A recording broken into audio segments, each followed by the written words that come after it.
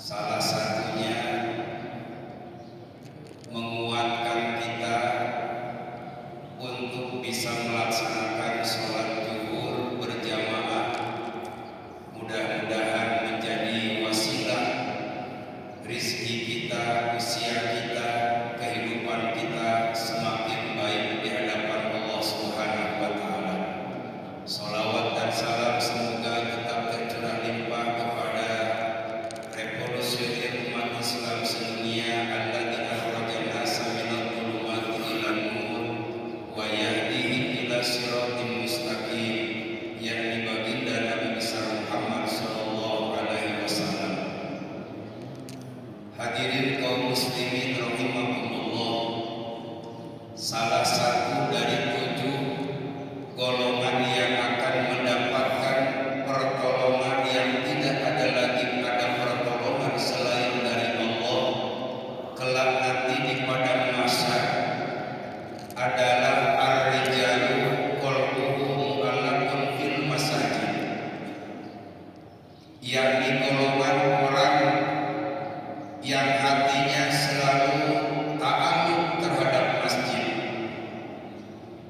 timbul kepedulian untuk memakmurkan masjid, timbul semangat untuk menghidupkan masjid di tengah-tengah kesibukan rasa lelah dan banyak aktivitas yang lainnya.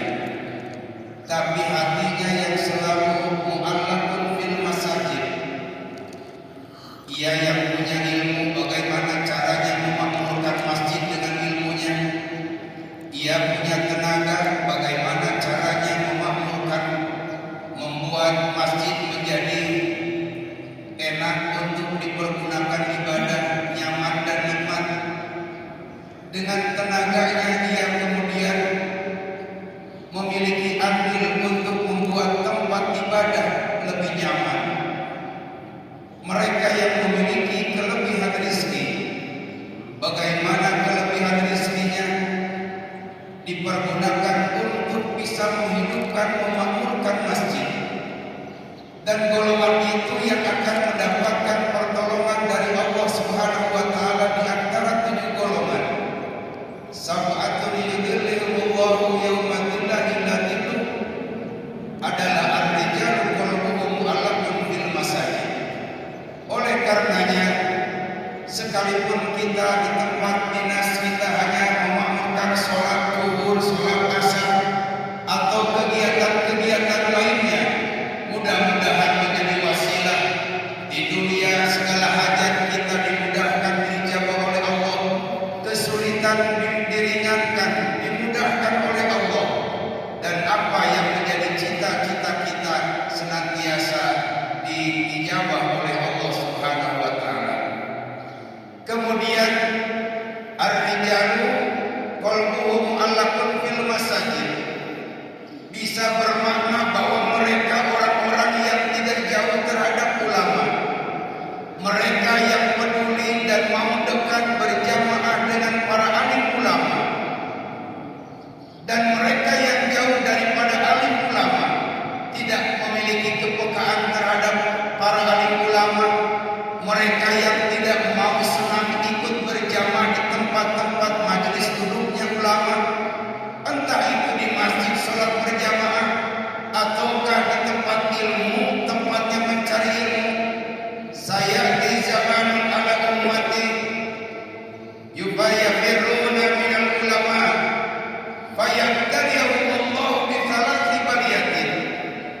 Kelak nanti pada satu zaman akan ada umat yang jauh dari ulama. Mereka tidak senang terhadap ulama, mereka tidak senang duduk di majelis ilmu, mereka tidak semangat untuk memakmurkan masjid. Fayabtaliyahumullahu bi thalathi baliyatin. Maka tinggal tunggu waktunya, Allah akan memberikan 3 musibah. Yang pertama, tarfa'ul barakata min kasbihim. Allah akan mengangkat keberkahan dari rizkinya. Sekalipun nampak usahanya wah, jabatannya wah, tapi kemudian ia hanya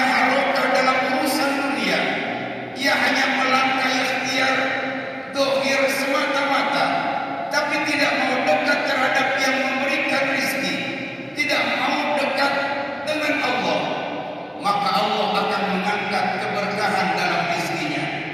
Bisa jadi jumlahnya banyak, tapi kemudian manfaat dan nilai keberkahannya tidak terasa karena kita hanya mengejar urusan dunia, tapi kita tidak mendekati yang memiliki dunia dan seisinya. Kemudian yang kedua, akan diberikan musibah, yakni diberinya pemimpin yang zalim, pemimpin yang tidak peka dan peduli terhadap umatnya, tidak peduli dan peka terhadap masyarakatnya, hanyalah mementingkan kepentingan pribadi, kepentingan keluarganya. Dan ini akibat daripada kita yang tidak jauh dari ulama, kita yang sudah jauh terhadap tempat-tempat ibadah, tidak mau melaksanakan salat berjamaah, tidak mau kita duduk bersama-sama dengan alim ulama di majelis ilmu. Dan yang ketiga yang paling berbahaya dan merugikan selamanya, yakhrujuna minad dunya bighairi iman.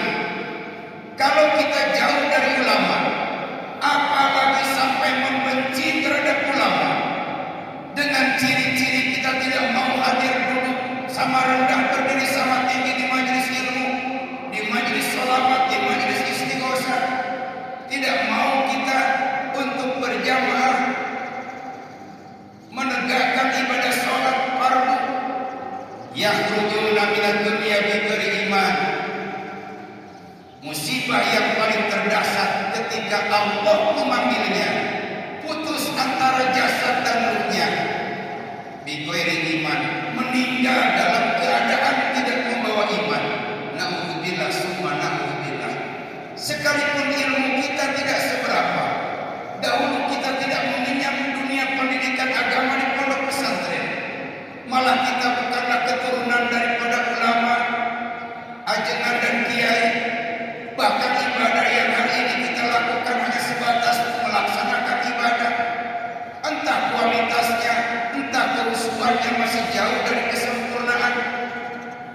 Tapi apabila kita senang dan gemar untuk peduli dan peka terhadap alim ulama, peduli dan peka untuk memakmurkan masjid, menghidupkan majelis ilmu, maka pada akhirnya semoga kita termasuk orang-orang yang mati dalam keadaan husnul khatimah, dan kelak nanti di akhirat kita dikumpulkan di dalam surganya Allah Subhanahu wa taala bersama baginda Nabi besar Muhammad sallallahu alaihi wasallam. Mudah-mudahan melalui kultum ikhtisar ini menjadi penyemangat bagi kita bersama bahwa tidak ada manusia yang sempurna karena manusia bukanlah malaikat, dan kita tidak harus pesimis merasa bahwa kita adalah orang yang paling berdosa dan seolah-olah akhirat neraka tempat bagi kita, karena kita adalah manusia yang bukanlah setan. Tapi sebanyak dan sebesar kehilapan kita, ampunan Allah jauh lebih banyak bagi mereka yang berniat berkehendak untuk tubu ila rabbikum qabla an tamutu, memperbaiki kehilapan dan kesalahan di masa lalu. Selama Allah memberikan usia, maka itu adalah kesempatan yang paling terindah yang diberikan oleh Allah, baik bagi mereka yang sudah benar ataupun bagi mereka yang belum benar, bagi mereka yang sudah kaya dengan amal soleh, sekalipun mereka yang masih banyak amal salah. Allah memberikan panjang umur adalah kesempatan kita untuk mendapatkan rahmatnya Allah Subhanahu wa taala. Mudah-mudahan kita bertambah usia, bertambah kenikmatan, bertambah rezeki, bertambah tinggi jabatan kita, bertambah wawasan kita, semakin bertambah kedekatan kita